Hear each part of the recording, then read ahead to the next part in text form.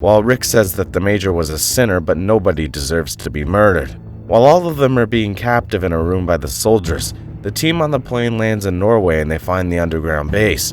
They walk in only to realize that all the doors are locked and they can't access to anything, so they decide to wait until it becomes night again and look for some access cards on the dead bodies they found lying outside.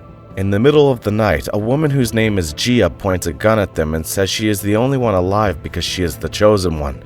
The rest of the group plays along with it, and Gia unlocks a door and lets them enter in a room full of seeds, which she eats herself in order to stay alive.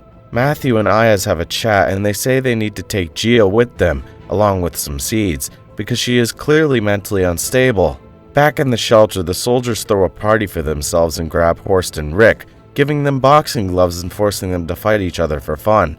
Horst moves Rick to the side and he throws a punch at Felipe, which makes him very angry and beats Horst up until the ambassador stops him. Horst is sent back to the small room and the soldiers now take Sylvie and imprison her in a cell. The soldiers use Rick as an intermediate and give him the keys to Sylvie's cell to go and check if she needs some food or water. Rick visits her cell and Sylvie tries to convince him to unlock her cell when everyone is asleep so she can get a gun and protect herself because the soldiers are going to torture her. A soldier makes a mistake and pilot Marcus realizes something is off in the shelter. Moving to Marcus and Ayaz, they are trying to communicate with the shelter while Heermans is holding a gun onto Ain's head, forcing her to lie to Marcus and tell him everything is fine. Ain's kicks Heermans and screams in the radio that the soldiers are all crazy.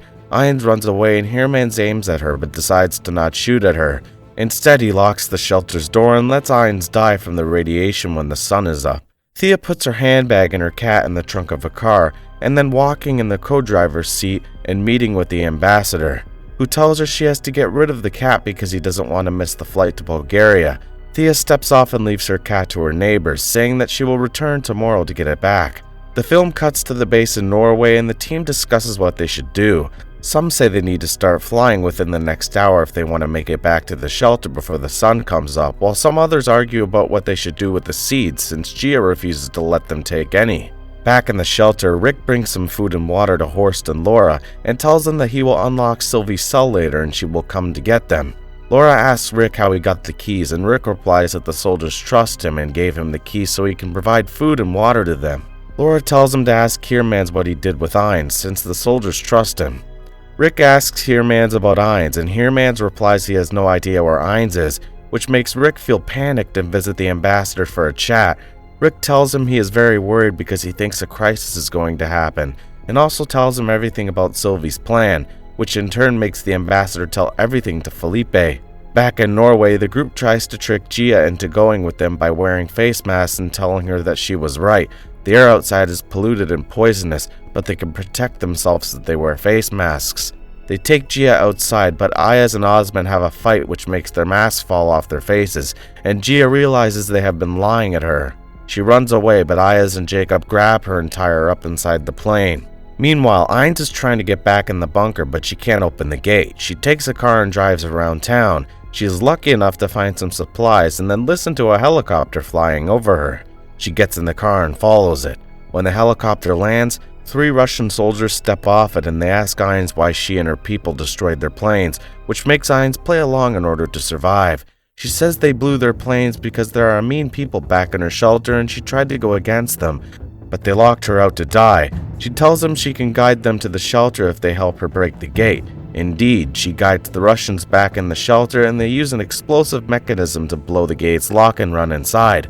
Ainz makes communication with Ayaz and tells him everything, while Ayaz tries to reassure her that they are going to take off in 15 minutes. Felipe and his men trick Sylvie and the rest into thinking that they escape, but finally arrest them, intending to lock them up and restrain them alongside Rick. Furthermore, Felipe gives the ambassador a gun and tells him he should be the one to bring justice.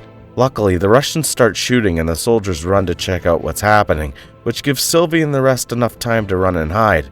However, the episode ends with Gia cutting herself loose and locking herself in the cabin of the plane.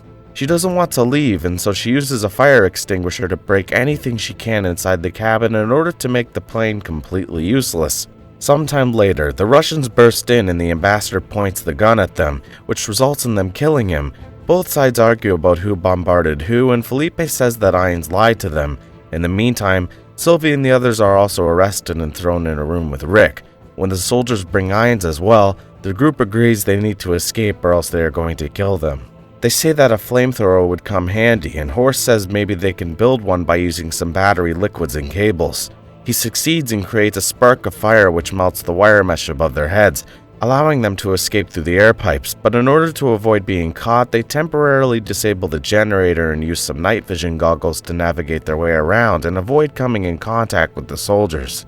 Meanwhile, in Norway, the team agrees to split and look for some tools that will potentially help them in unscrewing the windshield of the plane and get them in the cabin.